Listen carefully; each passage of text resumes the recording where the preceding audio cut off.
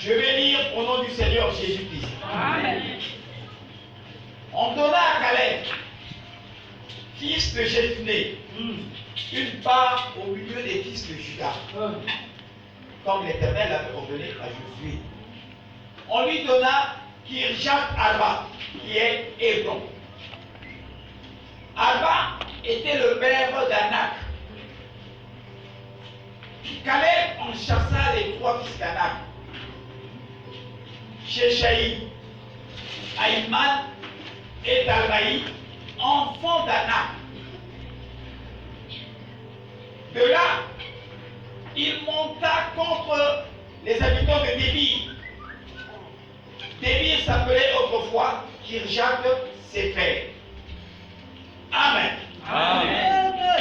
Père éternel, maintenant là, puisque toi tu transmets la vie au travers de ta parole,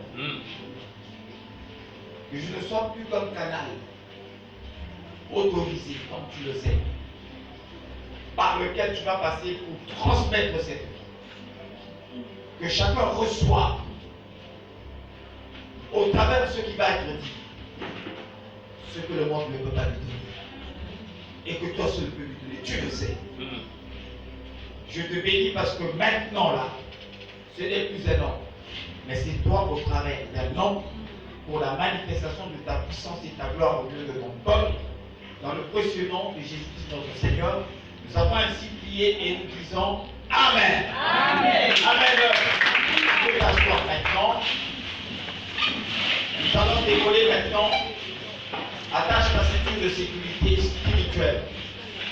C'est-à-dire ne permets plus à ton être d'être distrait, mais sois là, concentré, regarde bien, suis, reste livré, reste connecté, parce que ce qui va être dit, ce ne serait pas la parole d'un homme, mais c'est la parole de Dieu. Nous avons lu ça dans Josué 15, versets 13 à 15. Et à travers ce que nous venons de lire, nous allons parler d'un thème. Ne te trompe pas de combat. Amen. Amen. Ne te trompe pas de combat. En fait, dans la vie chrétienne, il y a trois types de combats. Le premier type de combat, c'est ce que nous avons vécu lorsque nous étions en Égypte, sous Pharaon. Là-bas, personne n'avait la force pour combattre. Tout le monde était esclave. Mais notre cri était parvenu jusqu'à Dieu. Et comme il nous avait connus, bien avant la fondation du monde, ce cri-là, le Père était interpellé. Et il ne pouvait pas abandonner pendant longtemps son enfant ou mieux ses enfants sous l'esclavage du pharaon. Et donc c'est Dieu qui prend l'initiative à cause du fait que son nom était inscrit dans notre cœur sans le savoir, sans que nous le sachions. Lui, il a pris l'initiative. Il avait donc fixé un temps pour que le règne de Pharaon sur nous puisse s'arrêter. Et là, c'est Dieu qui intervient. Il intervient par des signes et des prodiges pour convaincre le Pharaon de nous laisser partir. C'est ce que nous avons vécu au commencement de notre marche avec Dieu. Nous étions sous l'égide de Pharaon, sous son emprise. Nous connaissons ce que chacun de nous a vécu pendant que nous étions encore là-bas. Dieu est intervenu miraculeusement. Et il nous a fait traverser la mer Rouge. Quel miracle! Qu'est-ce que nous n'avons pas vu? Nous avons vu des signes et des prodiges qui nous ont convaincus que Dieu est vivant. Amen. C'est parce que toi et moi, nous étions convaincus, nous sommes convaincus que Dieu est vivant, parce que ce qu'il a fait pour nous sortir de la main de Pharaon, personne d'autre ne pouvait le faire. Amen. Amen. Première étape, ça c'est le premier type de combat. Lorsque on finit avec ce combat, on traverse la mer Rouge, on rentre dans un autre type de combat. Parce que là, depuis l'Égypte, la destination finale, c'est la terre promise. Amen. Amen. Donc, il nous sort, on va maintenant vers la terre promise. Nous rentrons dans le désert. Et lorsqu'on rentre dans le désert, la mer Rouge se referme derrière nous. Ça signifie quoi? Que toi et moi, nous ne sommes plus ceux qui doivent repartir en Égypte. Parce que la route pour l'Égypte est déjà fermée. On rentre dans le désert. Et c'est là où Dieu va s'assumer en tant que Dieu, parce que nous ne sommes pas encore la terre promise, mais nous sommes en train de marcher vers la terre promise. Dans un désert, rien ne pousse. Rien ne donne à croire qu'une vie peut tenir bon dans ce genre d'univers. Mais Dieu nous plonge dans cette chose-là, dans ce désert-là. Et les peuples qui environnent de ce désert, qui habitent ce désert, ils voient en Israël un peuple tout à fait spécial, qu'on n'a jamais connu.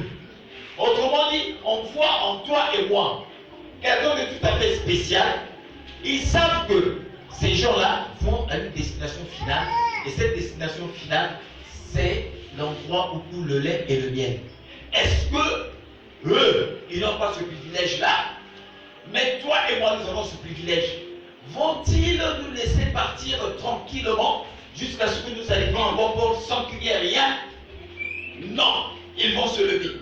Voilà pourquoi, lorsqu'on a vu dans le cas d'Israël, il y avait les Philistins, les fils de Moab, tous ces gens-là, ils commençaient à venir s'interposer. Le but final, c'est empêcher Israël d'arriver. Amen. Amen. Maintenant, là-dedans, il n'y avait pas de supermarché. Il n'y avait même pas le marché de Timbaba. Il n'y avait même rien. Comment est-ce qu'il fallait manger? Amen. C'est Dieu seul qui intervenait. Lorsque le peuple criait à Dieu, Dieu intervenait. Et c'est là où Dieu a commencé à faire tomber la manne. Et cette manne-là, le peuple la recevait chaque jour, proportionnellement aux besoins de chacun. Tu ne pouvais pas dépasser une quantité. Tu peux pas aller au-delà. C'est juste ce qui est dû pour toi. Tu prends aujourd'hui, tu manges aujourd'hui, et demain tu attends encore, ça tombe et tu le reçois, et après demain encore, ainsi de suite, jusqu'à ce que tu es en train de progresser vers la terre promise. Qu'est-ce que ça veut dire concrètement? Lorsque nous sommes dans le désert, nous sommes en train de marcher vers la terre promise. Ce n'est plus le combat sous le pharaon. Là-bas, c'est Dieu qui avait fait. Mais ici, dans la terre promise, Dieu nous forme pour la guerre. Amen. Amen. Il exerce notre main à la guerre, au combat. Et c'est là où il y a des combats rudes, des combats corps à corps, des choses parfois difficiles à accepter. Tu traverses des temps comme jamais auparavant, mais tu es un enfant de Dieu, nanti d'une promesse de la terre de la terre où coule le lait et le miel. Mais là où tu es en train de marcher maintenant, là, il n'y a même pas le lait, il n'y a même pas le miel, tu ne connais même pas l'odeur du lait, tu ne connais même pas l'odeur du miel. Mais tu tu as ça en espérance. Mais entre-temps, tu es copieusement menacé, copieusement combattu. Et si tu ne fais pas attention, tu vas même te dire, comme les Israélites avaient dit, mais Moïse, tu nous amènes dans ce désert-là, mais nous préférons encore repartir en Égypte, manger les oignons, tout cela, même si vous étiez le pharaon, c'est pas possible. Que tu nous amènes dans un endroit comme ceci. Il peut arriver que lorsque tu es dans la traversée du désert, il peut arriver que tu dises, depuis que j'ai commencé à prier, les choses sont devenues pires que ça. Est-ce que tout le monde est comme moi? Est-ce que tout le monde vit la même chose que moi? Je suis chrétien, je dis amen à la parole de Dieu à l'église, mais lorsque je sors de là, ce n'est pas possible. Je vis des combats extraordinaires, ce n'est pas possible. Il y a un vide au-dedans de moi. On m'a dit que Dieu comble de bénédiction, mais moi je n'ai pas encore de bénédiction, je ne comprends plus rien. Est-ce que Dieu a menti? Est-ce que comment? Frère, Dieu t'exerce au combat et tes besoins, il te les donne de manière ponctuelle. Tu n'es pas encore arrivé, tu es un peuple béni. Mais à ce moment-là, tu apprends à dépendre de Dieu. Ça va? Amen. C'est difficile de dépendre de Dieu si tu n'es pas préparé. Amen.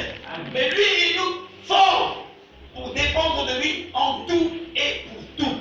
C'est ce qui fait que lorsqu'on est dans la traversée du désert, on vit des choses atroces, mais on ne comprend pas à la dernière minute, il y a une solution au problème. Tu t'en vas, tu as faim 2 jours, mais tu ne comprends pas au 3e jour comment est-ce que tu trouves à manger. Tu mets tes genoux par terre, tu dis, papa, c'est pas possible, qu'est-ce que je peux faire? Alors à ce niveau-là, il y a 2 choses qui viennent s'interposer. La première, on te dit, repars en Égypte, parce qu'en Égypte, c'est facile de trouver. Il suffit que tu mettes un collant et que tu partes autour du marché. Tout de suite, tu comprendras que tu auras un 5 jours. Amen. Ça, c'est la tendance qui te ramène vers l'Égypte.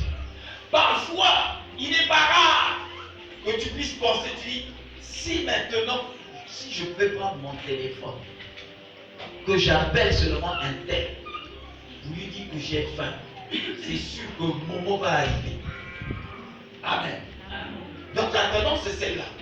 Mais toi, lorsque tu sais que tu es en train de marcher vers la terre promise, et que tu crois que cette terre promise-là, Dieu n'est pas un homme pour mentir, ni le Fils d'un homme pour se repentir. Ce qu'il a dit, il accomplit toujours. Amen. Si tu es sûr qu'il va l'accomplir, tu restes dans cet état-là.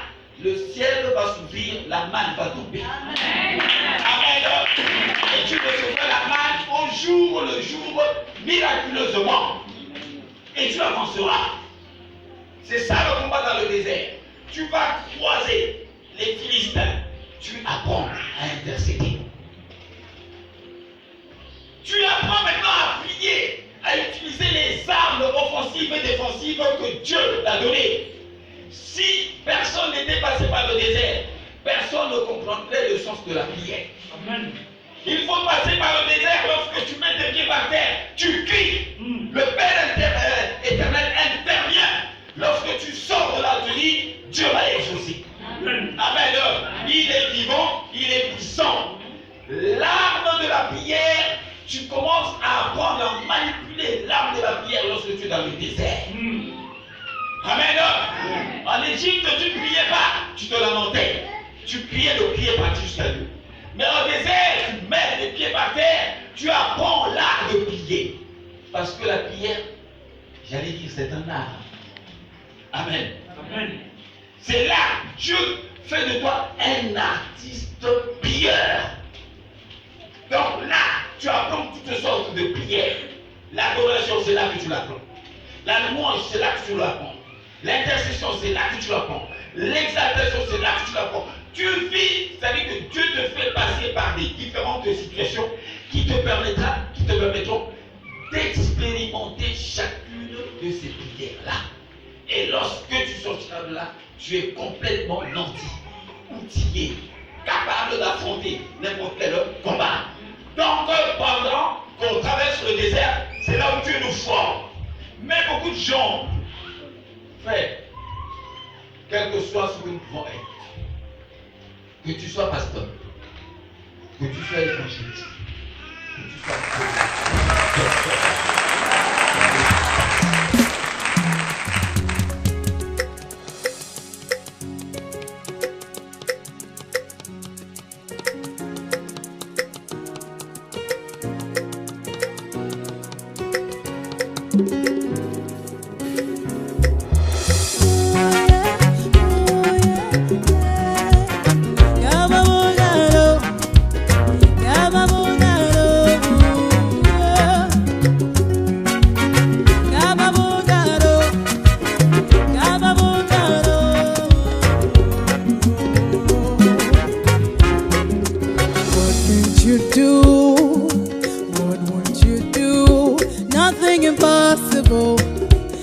Nothing impossible.